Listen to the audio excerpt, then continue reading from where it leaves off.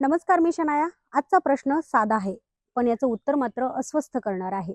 अजित पवारांची राष्ट्रवादी नेमकी कोण संपवत आहे? विरोधक की स्वतः राष्ट्रवादीच? एक काळ असा होता जेव्हा राष्ट्रवादी काँग्रेस म्हणजे ताकद, शिस्त आणि महाराष्ट्राच्या राजकारणातला तोल.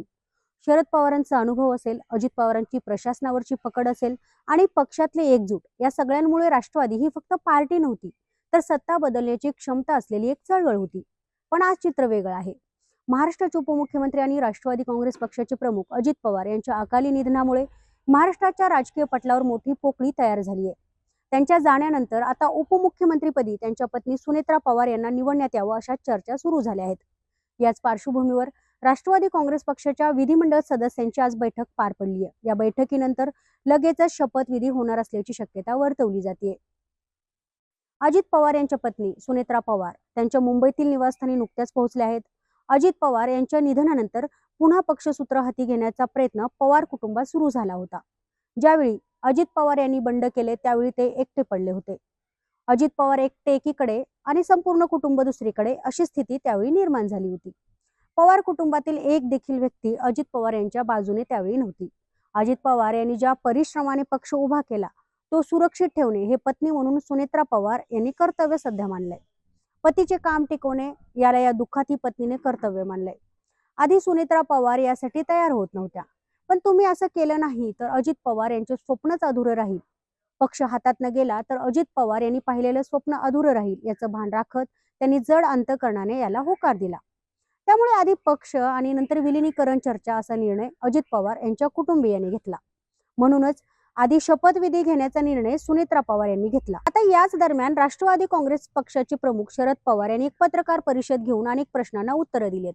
शरद पवार यांनी स्पष्ट केलं आहे की सुनेत्रा पवार यांच्या शपथविधीबाबत आपण कोणतीही घाई केलेली नाही. या संदर्भात सुनेत्रा पवार यांच्याशी आपली कोणतीही चर्चा देखील झालं नसल्याचं त्यांनी स्पष्ट केलंय. मग प्रश्न असा पडतो की अजित पवारांच्या पश्चात त्यांच्या पक्षाचे निर्णय कोण घेतंय? याच विषयावर आपण आज चर्चा करणार आहोत. आताच मिळालेल्या एका माहितीनुसार दोन्ही राष्ट्रवादीच्या विलिनीकरणाला तूर्त पूर्णविराम मिळालाय. अजित पवार यांच्या राष्ट्रवादीतील प्रमुख नेत्यांचा देवगिरीवरील बैठकीत हा निर्णय घेण्यात आलाय. राष्ट्रवादीच्या विलिनीकरणाला त्यामुळे पूर्णविराम मिळालाय. सुनेत्रा पवारांनी देखील नेत्यांच्या या निर्णयाला होकार दिलाय. सुनेत्रा पवारांच्या नेतृत्वाखाली हा राष्ट्रवादीचा पहिला आणि मोठा निर्णय मानला जातोय. एकीकडे अजित पवार आणि जयंत पाटील यांच्यात पक्ष विलिनीकरणासंदर्भात चर्चा सुरू होती आणि त्या प्रक्रियेची संपूर्ण जबाबदारी अजित पवार यांकडे होती. मात्र सध्या या प्रक्रियेत खंड पडल्याचं त्यांनी नमूद केलंय. तरी देखील अजित पवार यांची एकत्रीकरणाची इच्छा पूर्ण व्हावी अशी आपली अपेक्षा असल्याचं शरद पवार यांनी स्पष्ट केलंय.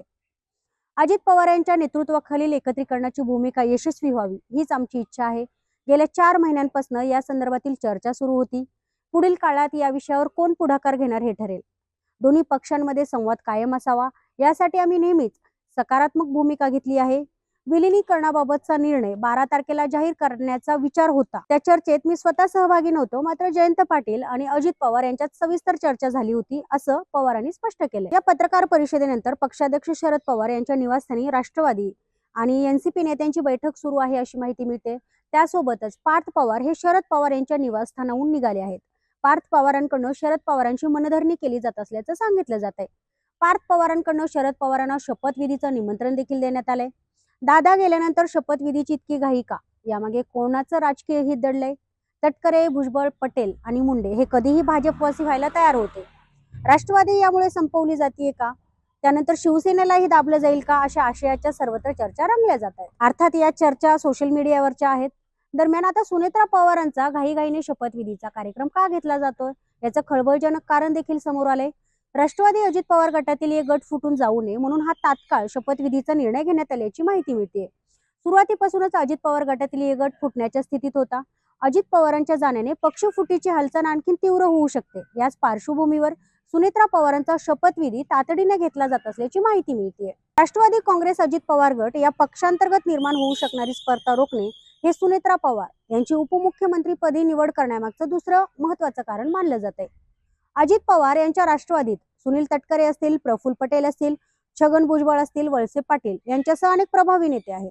मात्र दादांच्या पक्षात यांच्यापैकी एखाद्या नेत्याकडे नेतृत्वाची धुरा सोपवली असती तर पक्षात नेतृत्वासाठी स्पर्धा निर्माण होऊन त्यातून नेत्यांमध्ये शह आणि कटशहाचं तीव्र मतभेद उद्भवले असते. मात्र सुनेत्रा पवार या अजितदादांच्या पत्नी असल्याने त्यांच्या निवडीला पक्षातून आव्हान मिळवण्याची शक्यता थोडीशी कमी होती. अर्थात ते आव्हान मिळालं देखील नाही. त्यामुळेच या कठीण प्रसंगी त्यांच्याकडे नेतृत्व सोपवण्याचा निर्णय झाला. मात्र हा निर्णय भाजपच्या सांगण्यावरून घेतला जात असल्याची चर्चा सध्या राजकीय वर्तुळात सुरू आहे.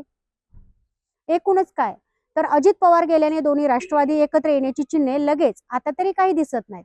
सुनेत्रा पवार यांची इच्छा असली तरी पक्षाचे कायदेशीर अधिकार त्यांच्याकडे नाहीत. तटकरे, पटेल, मुंडे, भुजबळ यांना दोन्ही राष्ट्रवादी एकत्र नकोत.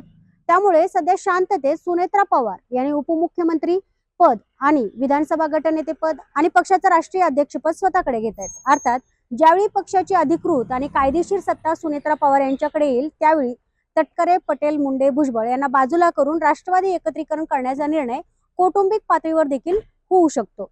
अर्थात या जरतरच्या गोष्टी आहेत. सध्या मात्र अप्रत्यक्षरित्या भाजपच राष्ट्रवादीचा पक्ष चालवत असल्याचं बोललं जात आहे. तुम्हाला काय वाटतं? अजित पवारांच्या पश्चात पक्षाची सूत्रे पडद्यामागे कोण हलवतंय? तुमचं मत कमेंटमध्ये मला नक्की सांगा. आणि हा व्हिडिओ आवडल्यास लाईक करा, शेअर करा आणि सबस्क्राईब